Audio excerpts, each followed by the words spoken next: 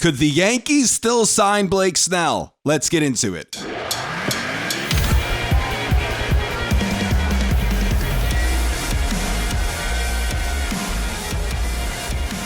Hey guys, I hope you are having a stupendous day today. If you love the Yankees but you're not subscribed, be sure to subscribe, especially if you want to get up to date with the latest New York Yankees news or just for plain old New York Yankees discussion. So, could the Yankees still sign and bring in Blake Snell even after signing last night Marcus Stroman? Well, I think they could.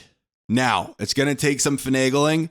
It's going to take maybe a trade or two in order to bring Blake Snell in, but it could be done.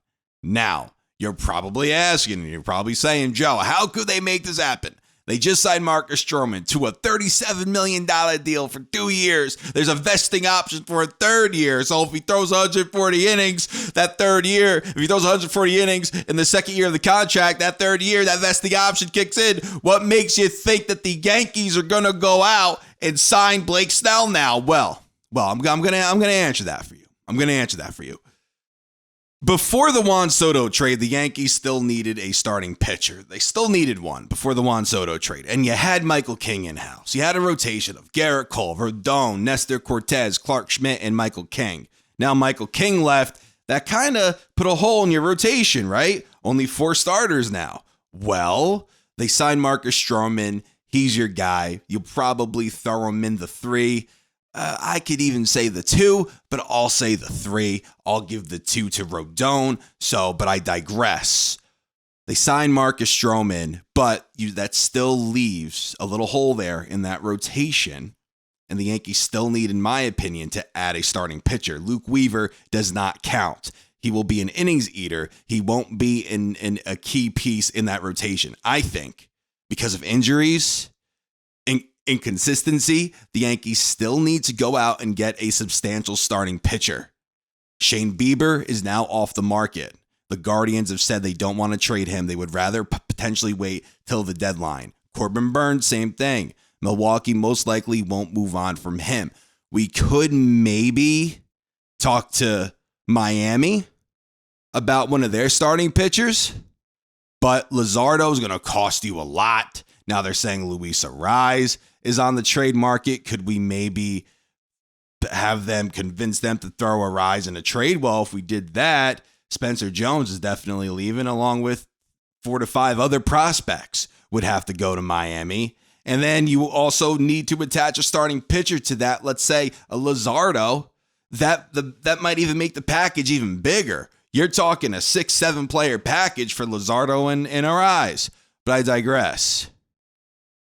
The trade market is thinning because teams want to hold on, now have elected to hold on to their starting pitchers.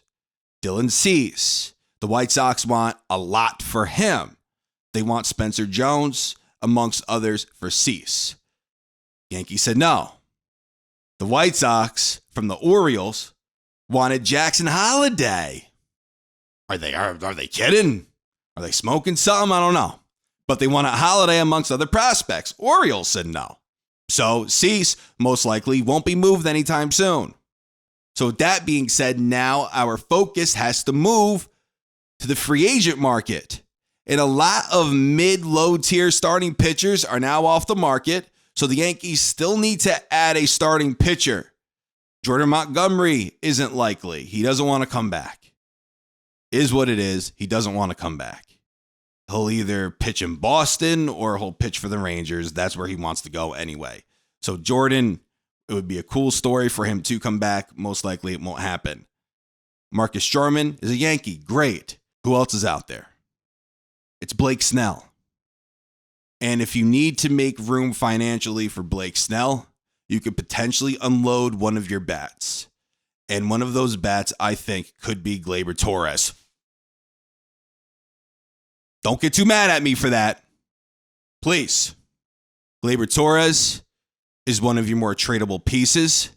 Now that you have Marcus Stroman in the fold, a ground ball pitcher, you would want to shore up that defense behind him. Oswald Peraza, a stellar defensive player. It doesn't matter where you put him, but during his starts especially, you would probably want him at second base over Gleyber Torres. So, this is what I could see happening. This is just an idea. No one's saying this. This is just an idea of Joe. That's it. My idea. I could see the Yankees moving on from Gleyber Torres and his almost $15 million contract this year. I could see them trading him. If they don't intend on re-signing him, just move on and get value. Replenish some of your farm that is a little bit depleted now after the Soto trade. So replenish that a little bit. Grab some pitching, young pitching, right? Some prospects, though, for Gleyber Torres. Shore up your minor league system a bit, and you free up that $15 million. Then you go and you give Blake Snell $180 for 6 years. $30 million per year. If you had Gleyber Torres, you just lost that $15 million that Gleyber Torres was making. So now you basically only added 15 from what you have now, if you include Gleyber. Does that make sense? I hope it makes sense. So, and the Yankee lineup would look like Austin Wells at catcher. Rizzo, if he's freaking healthy, he's going to be very good over there at first base. Peraza over there at second. Volpe over there at short. LeMahieu at third. Or if you want to put Peraza at third base, LeMahieu at second base, that's his natural position, right? So we could see that too. And then Verdugo over in left, Judge, Grisham in center, Judge, Soto in right, DH, Giancarlo Stanton. So in losing Gleyber Torres, you're losing a significant bat. I get that. I understand. Totally understand that. But you did add 2 bats in Verdugo, and then Juan Soto just speaks for himself. So, listen. You guys let me know what you think about this down in the comments. Thank you guys so much for watching.